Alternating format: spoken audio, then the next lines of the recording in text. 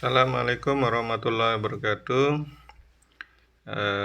Pada kesempatan ini Bapak sampaikan materi tentang peran dan fungsi perawat keluarga. Definisi dari keluarga menurut Mubarak 2009, perkumpulan dua atau lebih individu yang diikat oleh hubungan darah, perkawinan, atau adopsi, dan tiap-tiap anggota keluarga selalu berinteraksi satu dengan yang lain. Nah, sedangkan peran itu sendiri, ya definisinya, yang pertama ini, seperangkat tingkah laku yang diharapkan oleh orang lain terhadap seseorang sesuai kedudukannya dalam suatu sistem. Mubarak 2009. Nah, peran itu sendiri juga definisi lain ada bentuk dari perilaku yang diharapkan dari seseorang pada situasi sosial tertentu. Ini menurut Kojar Berbara 95. Nah, peran keluarga ini ciri-cirinya itu tadi ya, sesuai dengan definisi, tingkah laku spesifik yang diharapkan oleh seseorang dalam konteks keluarga. Nah, jadi masing-masing nanti kan bisa dilihat dari ayah, ibu, anak, ya, apa perannya masing-masing terhadap keluarga di situ, ya. Nah, kemudian jadi menggambarkan seperangkat perilaku interpersonal, sifat, kegiatan yang berhubungan dengan individu dalam posisi dan situasi tertentu, ya. Nah, posisinya sebagai apa, ya, nanti kita lihat dia perannya sebagai apa. Kemudian didasari oleh harapan dan pola perilaku dari keluarga, kelompok, dan masyarakat, ya. Setiadi 2008. Kemudian psikososial, hubungan antara manusia dan kelompok. Nah, di sini ada peran daripada keluarga, itu ada peran formal dan informal. Nah, kita bahas peran formal, ya. Peran formal ini menurut Setiadi 2008 dan Mubarak 2009. Pertama, peran ayah. Nah, peran ayah ini pencari nafkah, pendidik, pelindung, pemberi rasa aman, ya. Jadi kalau ayah itu, ya, perannya itu dia mencari nafkah sebagai pendidik, ya, pelindung, pemberi rasa aman. Kemudian peran ibu rumah tangga, pengasuh dan pendidik anak-anak, pelindung keluarga, ya. Jadi perannya.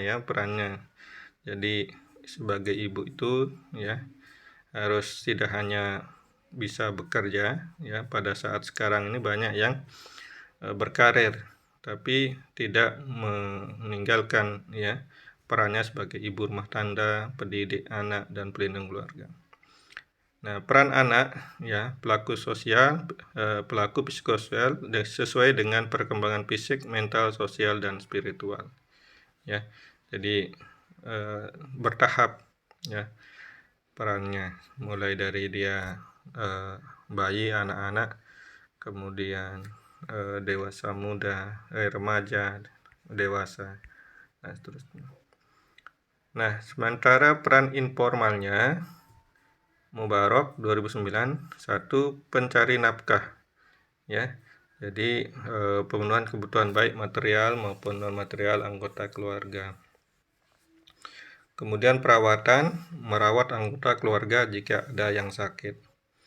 Penghubung, ya, biasanya ibu mengirim dan memonitori komunikasi dalam keluarga, ya. Jadi ada yang sebagai humasnya lah begitu di keluarga, ya. Jadi supaya komunikasi antara anggota keluarga bisa tetap berjalan. Kemudian pionir keluarga, ya, membawa keluarga pindah ke satu wilayah asing, mendapat pengalaman baru, ya. Kemudian pendorong, ya, yang keempat itu pendorong, yaitu mendorong, memuji, dan menerima kontribusi dari orang lain sehingga membuat mereka merasa bahwa pemikiran mereka penting dan bernilai untuk didengarkan. Kemudian pengharmonis ya. Yang kelima itu pengharmonis. Menengahi perbedaan, penghibur, dan menyatukan kembali perbedaan pendapat. Kemudian pendamai ya, pendamai menyelesaikan konflik dengan jalan musyawarah dan damai. Ya, yang ketujuh inisiator atau kontributor ya, mengemukakan dan mengajukan ide-ide baru atau cara-cara mengingat masalah-masalah atau tujuan-tujuan kelompok. Nah, kemudian yang kedelapan sebagai sahabat, penghibur atau koordinator. Ya, ini mengorganisasi dan merencanakan kegiatan-kegiatan keluarga yang berfungsi mengangkat keakraban dan memerangi kepedihan. Nah, jadi kalau bosan, kalau lagi berduka, ya, ada salah satu anggota keluarga yang bisa menghibur, yang mengingatkan, dan sebagainya. Yang kesembilan itu pengikut dan sanksi. Ya, sanksi hanya mengamati dan tidak melibatkan dirinya. Ya. Kemudian peran perawat. Nah, sebagai perawat daripada keluarga, perawat keluarga, kita harus tahu peran kita.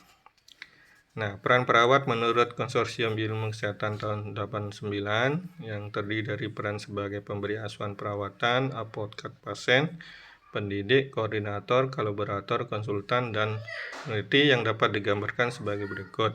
Ya. Ada pemberi asuhan keperawatan, advokat pasien, edukator, koordinator, kolaborator, konsultan, dan pembaharu. Nah, coba kita lihat satu persatu. Peran sebagai pemberi asuhan perawatan. Ya. Peran sebagai pemberi asuhan perawatan ini dapat dilakukan perawat dengan memperhatikan keadaan kebutuhan dasar manusia yang dibutuhkan melalui pemberian pelayanan keperawatan dengan menggunakan proses keperawatan, sehingga dapat ditentukan diagnosis keperawatan agar bisa direncanakan dan dilaksanakan tindakan yang tepat sesuai dengan kebutuhan dasar manusia, kemudian dapat dievaluasi tingkat perkembangannya. Nah, sebelumnya kita sudah mempelajari tentang model teori asuhan perawatan ya, perawatan keluarga. Di situ menurut Virginia Anderson kan mengenai kebutuhan dasar manusianya. Jadi kita melihat sebagai perawat itu adalah bagaimana keluarga itu bisa memenuhi kebutuhan dasar manusia ya, biopsikososial spiritual ya, dan kasih sayang ya, aktualisasi diri paling tinggi. Yang kedua, peran sebagai advokat. Nah, peran ini dilakukan perawat dalam membantu klien dan keluarga dalam menginterpretasikan berbagai informasi dari pemberi pelayanan atau informasi lain, khususnya dalam pengambilan persetujuan atas tindakan keperawatan yang diberikan kepada klien. Juga dapat berperan mempertahankan dan melindungi hak-hak pasien yang meliputi hak atas pelayanan, hak atas informasi penyakit, hak privasi, dan lain-lain. Kemudian peran sebagai edukator. Peran ini dilakukan dengan membantu klien dengan meningkatkan tingkat pengetahuan kesehatan, gejala penyakit, bahan tindakan yang diberikan, sehingga terjadi perubahan perilaku dari klien setelah dilakukan pendidikan kesehatan. Nah, itu ya. Kemudian peran koordinator. Peran ini dilaksanakan dengan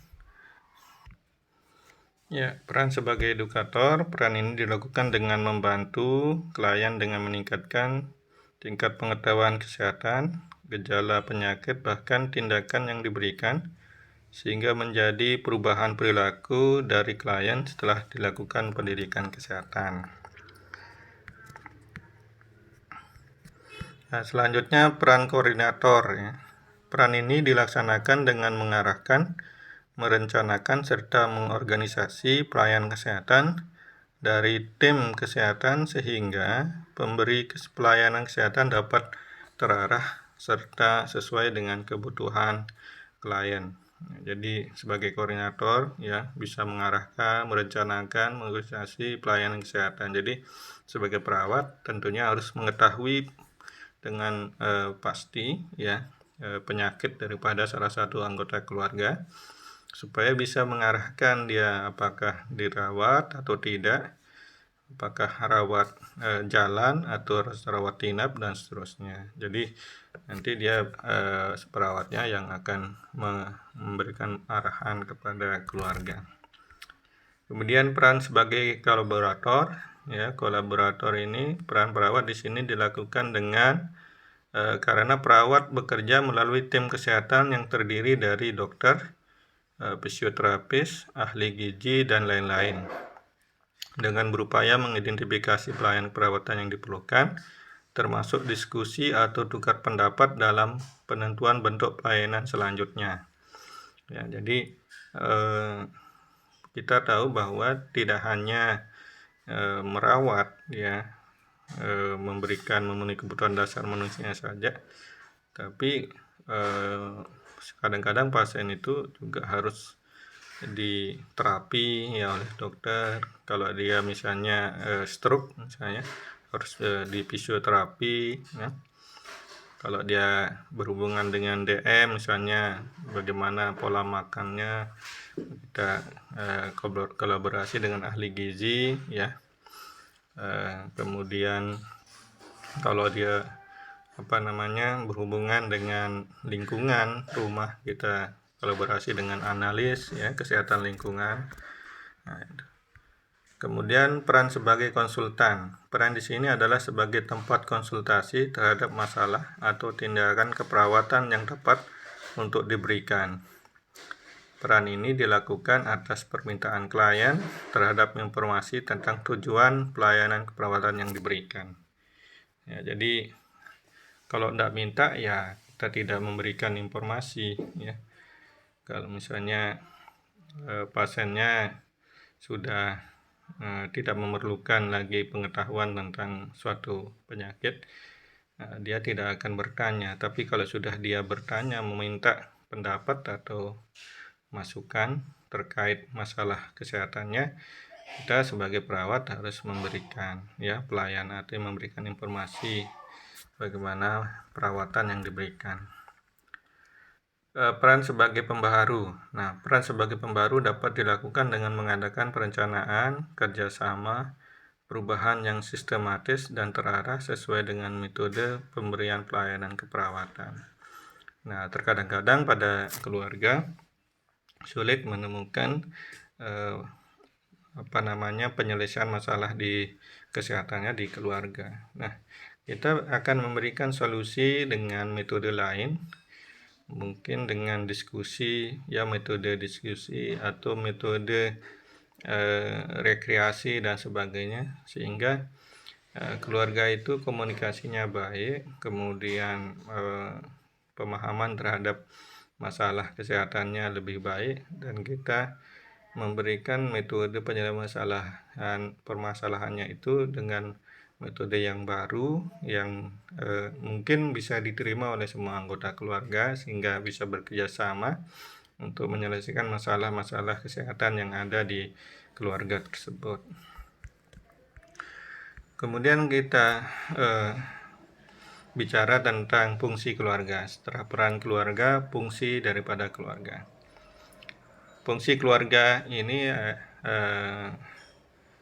terdiri dari satu, fungsi agama, fungsi sosial budaya, fungsi cinta dan kasih sayang, fungsi perlindungan, fungsi reproduksi, fungsi sosialisasi dan pendidikan, fungsi ekonomi, fungsi lingkungan.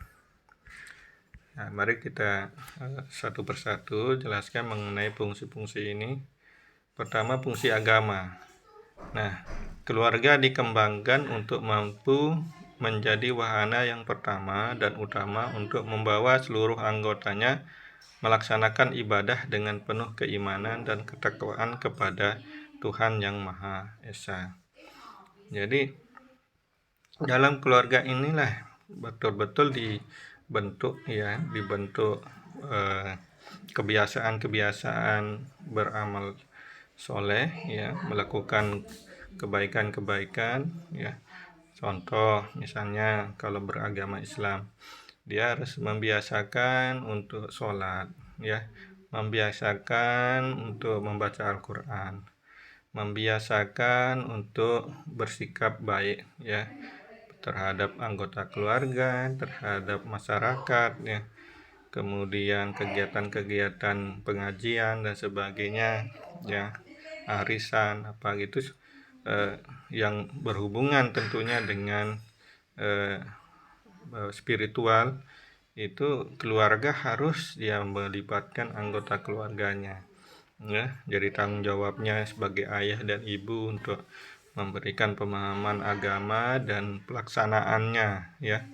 Itu yang penting. Kadang kan secara teori mungkin mampu, ya, memahami, ya, sholat itu apa dan bagaimana, ya, sholat sunat dan sebagainya, tapi pelaksanaannya belum tentu, ya, karena orang tua itu adalah sebagai panutan, role model bagi anak. Kalau anak itu melihat orang tuanya jarang sholat, jarang mengaji, yang jarang melakukan ibadah, ya, kalau non muslim mungkin tidak ke pura dan sebagainya, maka secara otomatis anaknya juga tidak mengikuti, tidak mau melakukan ibadah-ibadah tersebut, karena yang dilihat kan orang tuanya. Nah, orang tuanya juga tidak bisa menyuruh-nyuruh saja, ya, tanpa dia memberikan contoh. Dia sendiri harus melakukan lebih dulu, ya, supaya bisa jadi panutan buat anak-anaknya, buat istrinya, kalau suaminya, ya. Nah, kemudian yang kedua, fungsi sosial budaya. Keluarga dikembangkan menjadi wahana untuk melestarikan budaya nasional yang luhur dan bermartabat. Banyak budaya-budaya yang bagus, ya, yang baik, ya, yang bisa dilestarikan. Itu menyangkut bagaimana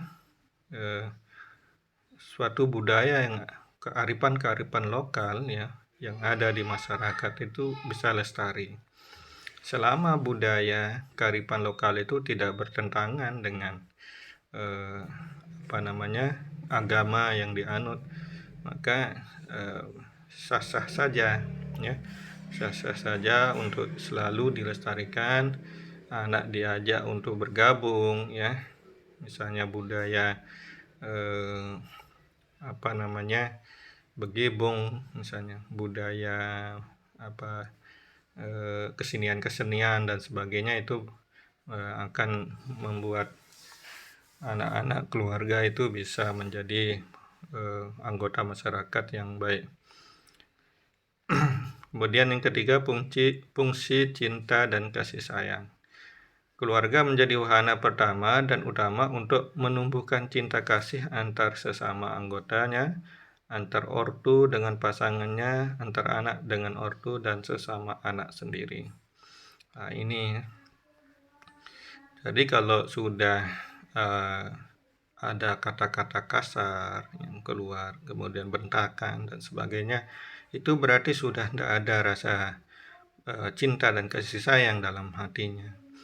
Cinta dan kasih sayang ini akan kelihatan dari kelembutan, ya, dari kelembutan baik perkataan maupun perbuatan dari masing-masing anggota keluarga. Suami terhadap istri, ya, orang tua terhadap anak. Apabila betul-betul ada kelembutan di situ, ya, maka ada rasa kasih sayang yang ada dalam dirinya, ya. Selama tidak ada kelembutan ini bisa dilihat dari sapa, senyum, ya, kemudian salam, ya. Kemudian ada juga pasti selalu kata-kata seperti terima kasih, permisi, mohon maaf, gitu kan. Kemudian kata-kata yang lain yang menunjukkan bahwa seseorang itu mempunyai kelembutan dalam dirinya, dan kelembutan ini menunjukkan bahwa ada rasa kasih sayang, ya, ada rasa kasih sayang pada dirinya.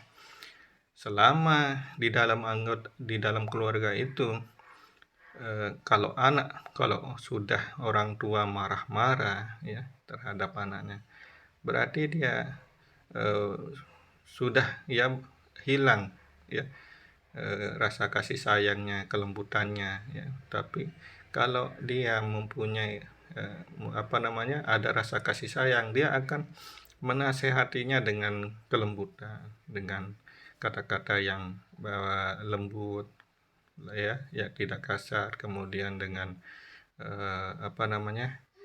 kata-kata yang sopan ya, dan itu akan lebih bermakna pada anak daripada dengan kata-kata yang kasar, walaupun tujuannya mungkin dia ingin mendidik ya, ingin mengajarkan anak-anak. Tapi pada saat seperti itu harus kita ajarkan. Kalau anak itu kita ajarkan dengan kelemah lembutan, maka pada waktunya nanti dia sebagai orang tua, dia akan mengajarkan juga anaknya dengan kelemah lembutan, dengan rasa kasih sayang. Ya. Nah, itu. Jadi kenapa kita sekarang ini menjadi kasar, kemudian kata-kata kita itu jorok dan sebagainya, itu bisa saja itu karena pengaruh dari orang tua. Ya paling besar kan orang tua, baru lingkungan, teman sebaya ya. Ya orang tuanya bisa mengajarkan kelemah lembutan. Mungkin karena dia bergaul dengan orang yang kasar, ikut menjadi kasar ya. Karena anak itu kan peniru dia ya. Jadi apa yang dia lihat, yang dia mungkin di sekolahnya atau di pada saat dia bermain dengan teman sebaya, dia akan meniru ya. Jadi tetap dia filternya ada di keluarga.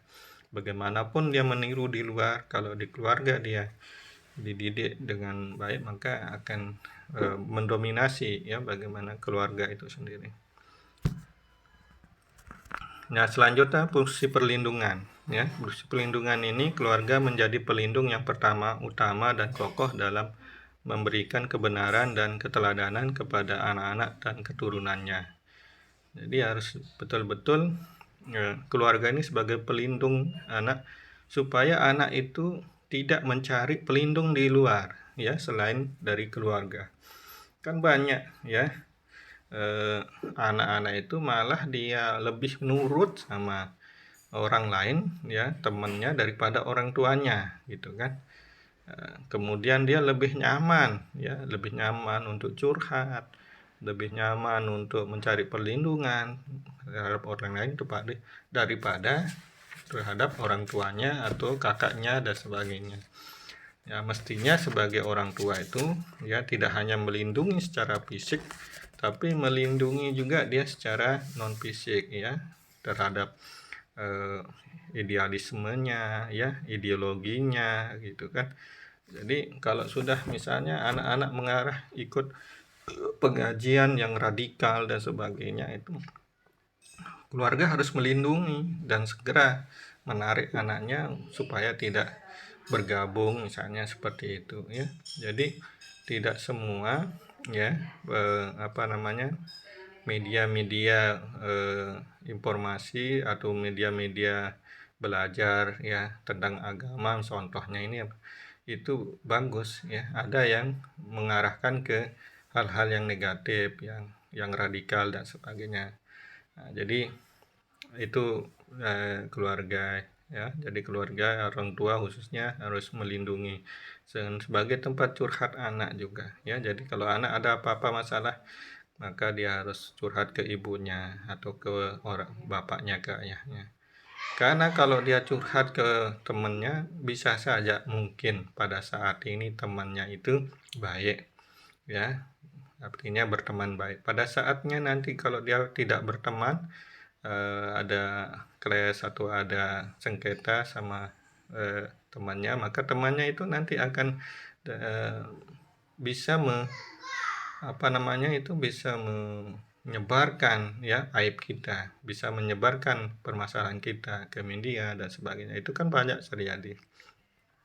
Tapi kalau orang tua tidak mungkin dia akan menceritakan aib ya atau kekurangan anaknya, tidak mungkin, pasti dia akan simpan ya. Karena apa? Kalau anaknya dia sebar, maka yang rugi juga dirinya, karena dirinya juga akan dibicarakan tidak baik oleh masyarakat. Ya, sebagai orang tua tidak bisa mendidik dan sebagainya. Oleh karena itu, ya, keluarga harus bisa menjadi pelindung baik fisik maupun non fisik kepada anak-anak, ya, dan keturunannya. Jadi bagaimana kita membentuk keturunan kita, 7 keturunan lah ibaratnya ke belakang nanti, itu supaya menjadi baik, ya, keluarga yang baik, ya, maka kita harus belajar, ya, kita harus menuntut ilmu supaya bisa kita menata hidup ini dengan baik, ya, bersosial dengan baik, beribadah dengan baik, membina keluarga dengan baik. Makanya kan tidak dibolehkan itu pernikahan dini itu, ya. Kenapa tidak boleh? Karena pada saat dia belum matang, baik fisik maupun psikisnya, psikososialnya, ya, dia sudah diwajibkan untuk untuk membina keluarga dan membina anak, ya, dari pernikahannya. Dan kalau dia masih anak-anak, ya, masih jiwa anak-anak, maka akan terbentuk nanti sifat-sifat anak-anak yang dia tunjukkan. Apa sifat-sifat anak-anak kanak-kanakan itu? Egois, ya, tidak mau mengalah, ya, cepat marah, ya, cemburu, ya, pelit, ya, itu kan sifat-sifat anak kan banyak sekali. Kalau kita perhatikan bagaimana anak-anak itu, ya, cepat merengek, ya, cepat mengambil keputusan, ya, berkata-kata yang tidak baik, dan banyak sekali sifat anak yang muncul, dan itu terjadi pada saat dia pernikahan. Makanya tidak tanggung-tanggung, kalau dia sudah tidak suka bisa langsung cerai, mengucapkan kata cerai, ya. Terus anaknya terus bagaimana, ya, ditelantarkan, ya, diasuh oleh neneknya. Jadi tidak dia bisa mendidik anak dengan baik, ya, membentuk anak dengan baik. Tapi kalau kita sekolah, kemudian kita bekerja, pada waktunya sudah matang, ya, umur, kalau perempuan itu idealnya 25 tahun, kalau laki itu 30 tahun, ya. Kalau dia menikah pada saat usia itu, maka sudah matang baik fisik maupun psikisnya. Jadi mendidik anaknya itu dengan betul-betul sudah lengkap dari ilmu maupun jiwanya, sehingga anak itu akan mendapatkan perlindungan, ya, mendapatkan rasa kasih sayang yang baik, yang tinggi oleh orang tuanya. Nah, kemudian fungsi reproduksi. Nah, keluarga menjadi pengatur reproduksi keturunan secara sehat dan berencana, sehingga anak-anak yang dilahirkan menjadi generasi penerus yang berkualitas. Ya, jadi akan beda, terus terang akan beda fungsi reproduksi yang masih remaja dengan yang sudah dewasa. Ya. Jadi tidak saja dia baik dari segi gizi ibunya, juga bisa dari gizi bayinya. Kan banyak yang mengalami hidrosepalus, yang kepalanya besar itu karena dia kurang gizi pada saat dia hamil, gitu, ya, pada saat dia hamil. Nah, bayangkan sekarang dia remaja, menikah, belum punya pekerjaan, apa yang bisa dia beli, ya, makanan-makanan yang bergizi, apa yang bisa dia pakai untuk beli makanan-makanan, karena dia belum bekerja, ya. Dia ditanggung sama orang tuanya belum tentu juga mencukupi kebutuhan keluarganya, ya. Ya, jadi otomatis kan gizi ibu kurang, gizi bayi kurang. Kalau dia gizi ibu kurang, bayi kurang, ya, kebutuhan gizi untuk pertumbuhan otak si bayi itu kurang, maka anak itu akan lahir dengan kekurangan, ya, baik kekurangan kecerdasan, kekurangan pertumbuhan. Jadi jangan heran kalau anak itu bisa stunting, kemudian bodoh, ya, bukan kita bilang bodoh, tapi kurang, ya, kurang cepat untuk nangkap ya, bisa menghafal dan sebagainya. Dan itu akan mempengaruhi kehidupannya ke depan ya.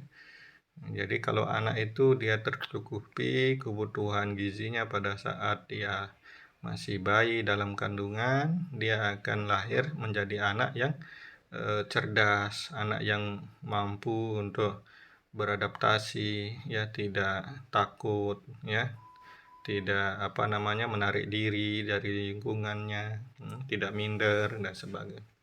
Karena apa? Dia sudah pola makannya ya sejak bayi itu sudah bagus. Nah, ini yang menyebabkan bahwa pemerintah menganjurkan supaya menunda pernikahan, ya, menunda kelahiran, ya. Jadi ada jarak-jaraknya, ya. Karena kalau terlalu dekat jaraknya, anak pertama belum dia puas untuk mendapatkan asupan ASI dari ibunya dan kasih sayang dari orang tuanya, sudah lahir anak kedua. Ya, anak kedua lahir akan terbagi nutrisi maupun kasih sayangnya, sehingga akan menyebabkan juga kurang dalam pertumbuhan dan perkembangannya. Ya, jadi itu fungsi reproduksi. Kemudian fungsi sosialisasi dan pendidikan. Keluarga berfungsi sebagai sekolah dan guru yang pertama dan utama dalam mengantarkan anaknya untuk menjadi panutan masyarakat luas dan dirinya sendiri. Jadi sebagai keluarga, sebagai orang tua tidak boleh melepas anak ya ke lingkungan untuk belajar ya. Jadi mulai dari keluarga itu adalah madrasah pertama ya, pendidikan pertama, sekolah pertama untuk si anak ya. Anak itu akan jadi apa nanti ke depannya ya, tergantung ya didikan orang tuanya ya. Kalau sudah orang tuanya mendidik dengan baik, insya Allah dia akan menjadi baik.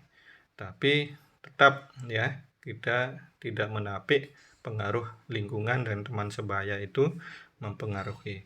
Nah, justru karena hal itu, orang tua itu harus jeli ya, melihat dan menentukan kemana anaknya nanti akan sekolah, kemana anaknya itu akan bergaul ya.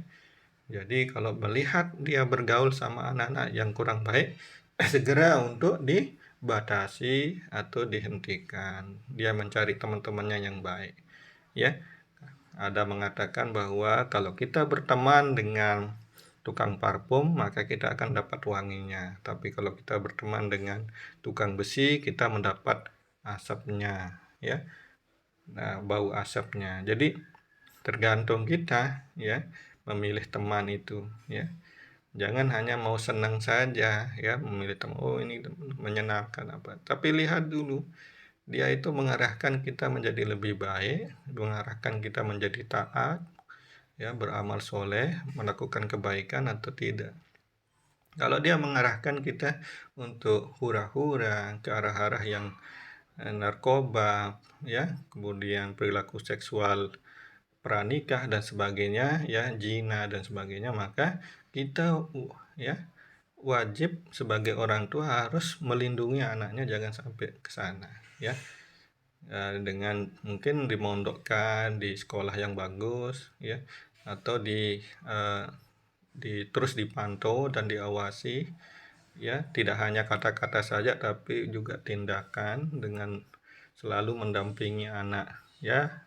Nah, sebagai anak sekarang kalau sudah dewasa, jauh dari orang tua, juga harus berpikir masa depannya.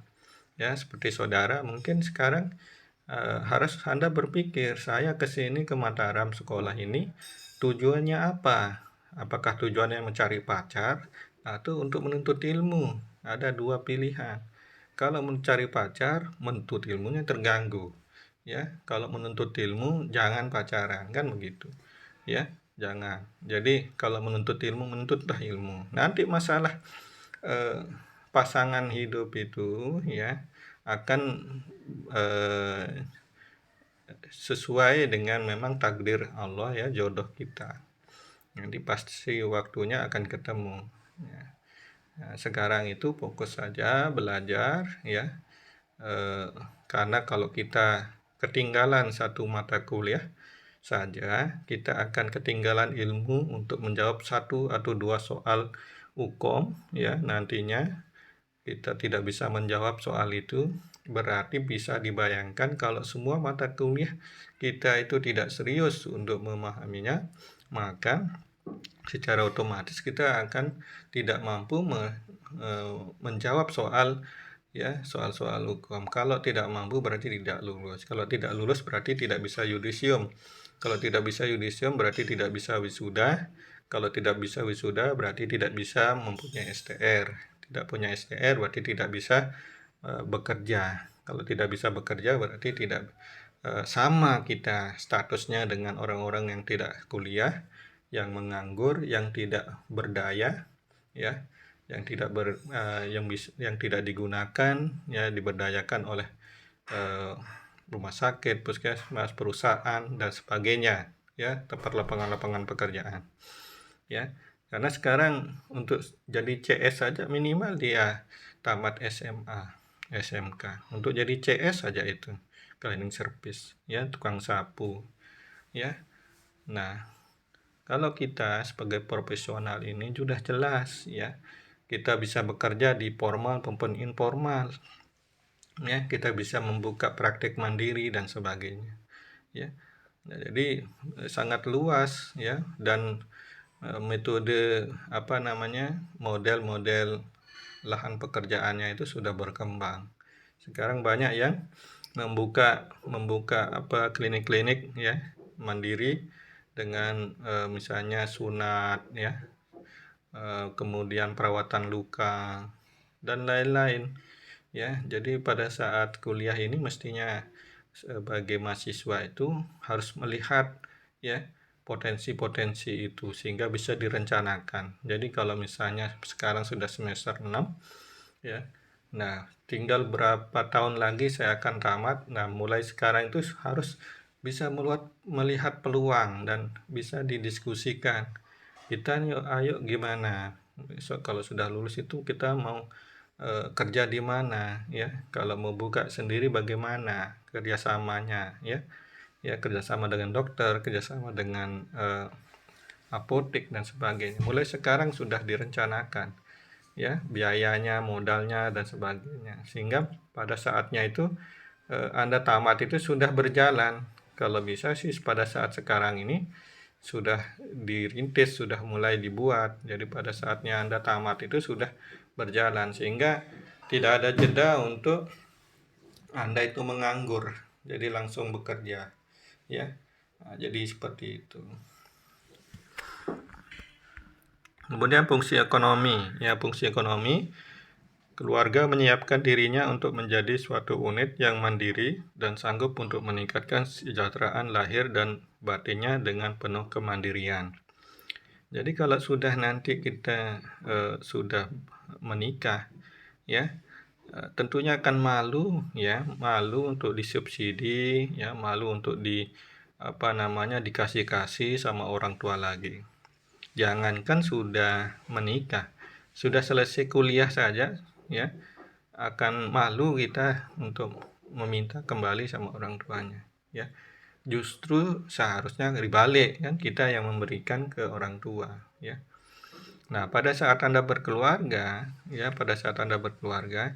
nah, sebagai kepala keluarga, ya, harus mencari nafkah, ya, harus mencari nafkah untuk istri dan anak-anaknya. Nah, sekarang itu tidak hanya suami saja, tapi istri juga boleh bekerja, ya, boleh bekerja dan mencukupi kebutuhan keluarganya, membantu suami memenuhi kebutuhan keluarganya, ya.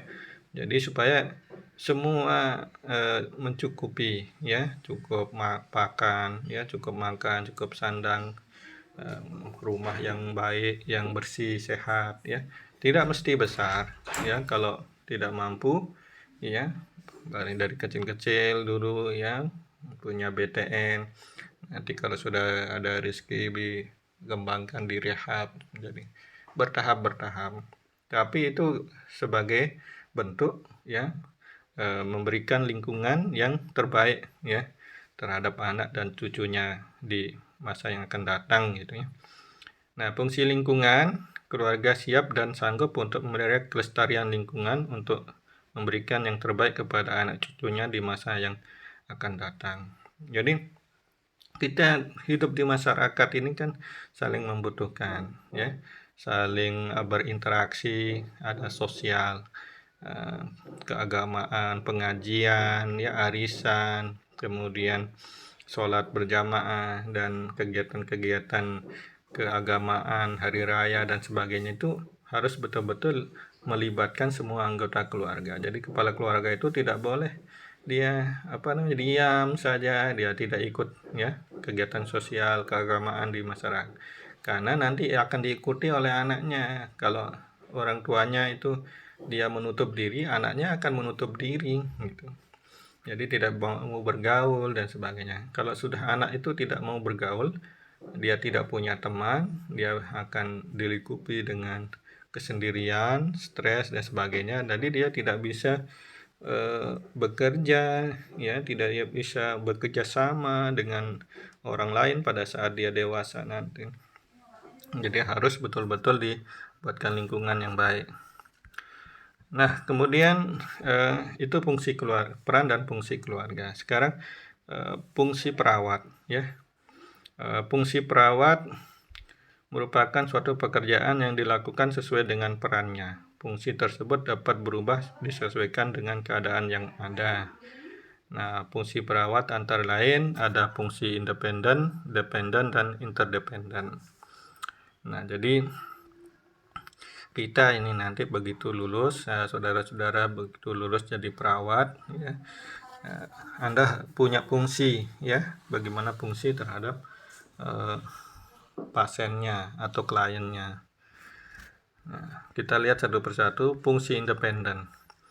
Fungsi independen merupakan fungsi mandiri dan tidak tergantung pada orang lain, di mana perawat dalam melaksanakan tugasnya dilakukan secara mandiri dengan keputusan sendiri dalam melakukan tindakan dalam rangka memenuhi kebutuhan dasar manusia. Kebutuhan fisiologis, kebutuhan rasa aman, kebutuhan cinta dan mencintai, pemenuhan harga diri, dan aktualisasi diri. Nah, jadi kayak memberi makan pasien, ya, kemudian mengganti pakaian, ya, mencuci rambut, motong kuku, dan seterusnya. Kegiatan-kegiatan perawatan itu kan masa harus dibantu sama orang lain, kan bisa dilakukan mandiri. Kalau lihat misalnya pasiennya kukunya panjang, kita inisiatif langsung melakukan memotong kuku. Kalau rambutnya itu kotor, kita mencuci rambut, ya. Kalau giginya kotor, kita menggosok gigi, ya. Badannya itu bau kotor, kita memandikan dan seterusnya, ya. Itu fungsi independen. Kalau pada keluarga ya tadi dilihat keluarganya, anggota keluarganya. Kalau salah satu kebutuhan dasarnya itu dia belum terpenuhi, maka kita harus memenuhi atau keluarga itu harus terpenuhi kebutuhan dasarnya. Kemudian fungsi independen merupakan fungsi perawat dalam melaksanakan kegiatannya atas peran atau instruksi dari perawat lain, sehingga sebagai tindakan pelimpahan tugas yang diberikan. Hal ini biasanya dilakukan oleh perawat spesialis kepada perawat umum atau dari perawat primer kepada perawat pelaksana. Nah, kalau perawat spesialis itu sudah jelas dia gelarnya kan spesialis, misalnya spesialis KMB, spesialis perawatan jiwa, perawatan keluarga, spesialis anak, spesialis keperawatan maternitas, ya, sudah ada. Dia memberikan instruksi kepada perawat primer, nanti perawat primer melaksanakan. Nah, kalau Anda yang S1 nurse itu adalah perawat primer.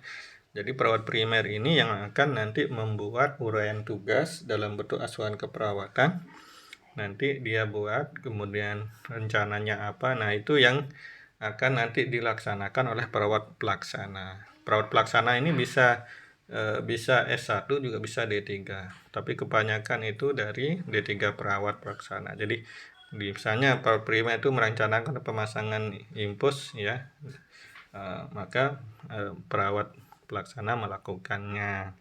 atau perawat primer itu memberikan asuhan perawatan memenuhi kebutuhan dasar, ya, misalnya perawatan luka dan sebagainya, maka akan dilaksanakan oleh perawat pelaksana. Kemudian fungsi interdependen. Fungsi ini dilakukan dalam kelompok tim yang bersifat saling ketergantungan di antara tim satu dengan yang lainnya. Fungsi ini dapat terjadi apabila bentuk pelayanan membutuhkan kerjasama tim dalam memberikan pelayanan seperti dalam memberikan asuhan perawatan pada penderita yang mempunyai penyakit kompleks. Keadaan ini tidak dapat diatasi oleh perawat saja, tetapi memerlukan kerjasama dengan profesi kesehatan lainnya seperti dokter dan lain-lain, ya. Nah, penyakit kompleks ini contohnya misalnya seperti DM, ya, penyakit DM, diabetes mellitus kencing manis itu. Jadi bisa saja dia mengalami gangren, ya. Nah, pada saat DM ini gula darahnya meningkat. Nah, supaya bagaimana gula darahnya terus tidak meningkat, kan tidak hanya merawat, ya, kita merawat memberi makan saja, tapi kita harus tahu dulu makanannya itu, ya, kadar, ya, takarannya itu kan kita tidak tahu berapa gram boleh makan karbohidrat, berapa gram dia makan protein, ya, yang mengandung makanan-makanan yang mengandung protein dan seterusnya. Jadi kita harus membutuhkan ahli gizi. Nah, untuk menurunkan gula darahnya, untuk terapinya kita membutuhkan dokter, ya. Untuk lukanya kita membutuhkan perawatan luka, misalnya ada luka gangren, yaitu perawat bisa lakukan sendiri, ya, dan kerjasama dengan tenaga kesehatan lainnya. Makanya di kesehatan itu banyak, ya, dokter, perawat, ahli gizi, fisioterapi, ya, kemudian ada anestesi dan sebagainya, ya. Jadi banyak, ya, multidisiplin. Baik, itu saja mungkin tentang peran dan fungsi perawat keluarga, ya. Silakan kalau ada pertanyaan bisa bisa disampaikan di kolom komentar, dan terima kasih atas perhatiannya. Assalamualaikum warahmatullahi wabarakatuh. Salam sejahtera buat kita semua.